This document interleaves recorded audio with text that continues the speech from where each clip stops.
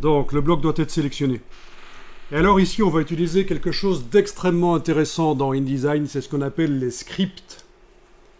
Alors, on va aller les chercher. Menu, fenêtre, utilitaire, script.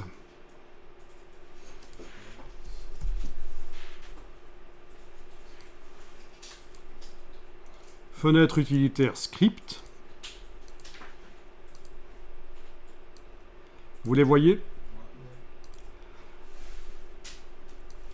Alors, voyons ce qu'on a ici.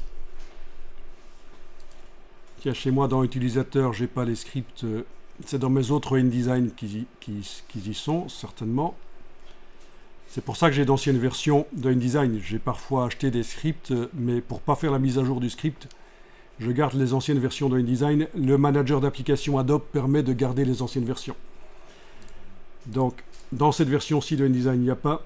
Communauté, vous avez des contributions de la communauté. Ce qui m'intéresse, c'est les scripts fournis avec l'application. Vous allez dans Application. Ah tiens, ça c'est un script installé. Vous ne l'avez pas celui-là, si? Ah, vous l'avez. Ok. Alors, il y a un grain de café parce que c'est du JavaScript. Dans Application, vous avez les échantillons. Vous ouvrez. Dans les échantillons, vous avez Apple Script et JavaScript. Ce sont les mêmes scripts dans les deux. La différence, c'est juste le codage du script. Apple Script, c'est pour le Mac. C'est typique du Mac, forcément, comme le nom l'indique. Et JavaScript, c'est pour le PC. Ça doit être, oui, c'est du JavaScript. Là. Si avant, c'était du Visual Basic, mais là, c'est du JavaScript.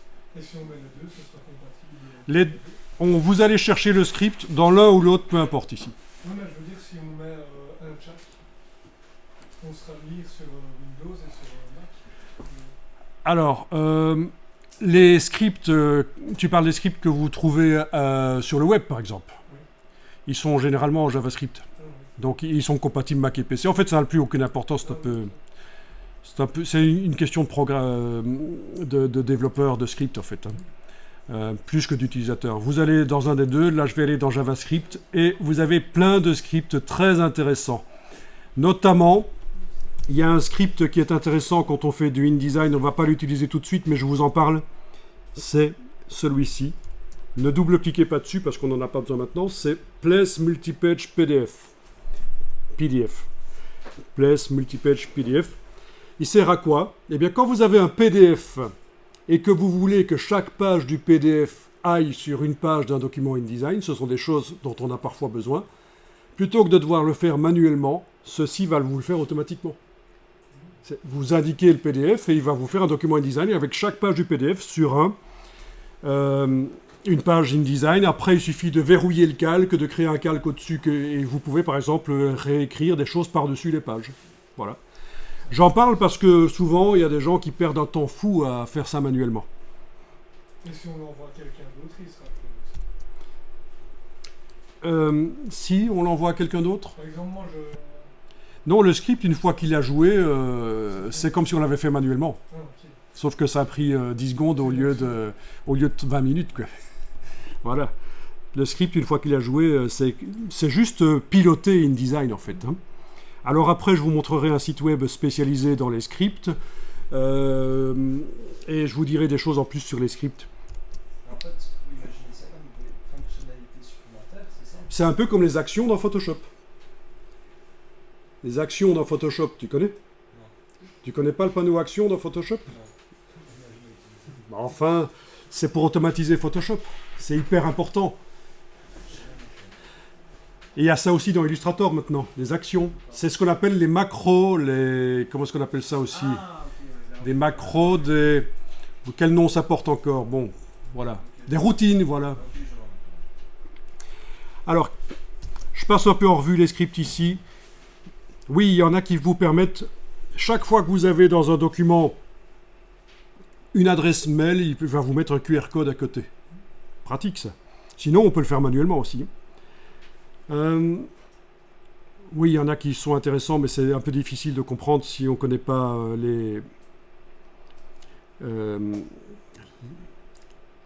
ça demande beaucoup de lignes de les liens de blocs. Si on regarde sur Google, on voit à quoi ça correspond. Oui, sur la page de InDesign chez Adobe, il y a une explication de ça, hein, évidemment, de tout ça. Alors, celui qui m'intéresse ici, je vais tout de suite aller vers celui qui nous intéresse, c'est Make Grid. Votre bloc est sélectionné, vous double-cliquez sur Make Grid. Alors, ce qui peut être perturbant, c'est que même si vous avez votre InDesign en français, le script, lui, il est forcément en anglais. Alors, attention, on y va. Au niveau du nombre de rangées, on indique 3 rangées. Et ça, c'est un script vraiment intéressant et utile. Alors, colonne, il ne faut surtout pas mettre 0, sinon ça va vous générer aucun résultat. Il faut quand même une colonne. Donc, vous comprenez, 3 rangées, c'est nos 3 blocs qui se superposent. Une colonne, voilà. Alors, au niveau de la gouttière, l'espace entre les blocs, je vais indiquer 20 mm. La gouttière de colonne n'a pas d'importance puisqu'on ne crée pas de colonne. Il faut que ceci soit coché. L'objet qu'on voit là va disparaître et sera remplacé par 3 objets dans ce cas-ci. Mais en fait, ceci n'a aucune importance puisqu'on ne crée pas de colonne. Ce serait l'espacement si on créait des colonnes. Si on crée un espace 6 blocs, par exemple. Mais dans ce cas-ci, on a une colonne. Alors, on va cliquer sur OK. Alors, attention, il vaut mieux avoir sauvegardé le document avant, mais c'est pas grave si vous ne l'avez pas sauvegardé. Mais je vous dis simplement que ça va faire tellement d'opérations que si après vous voulez faire un CTRL-Z, il va en falloir beaucoup en fait de CTRL-Z. On clique sur OK et voilà. Et on a les 3 blocs de hauteur identique avec un espace de 20 mm entre eux. Voilà.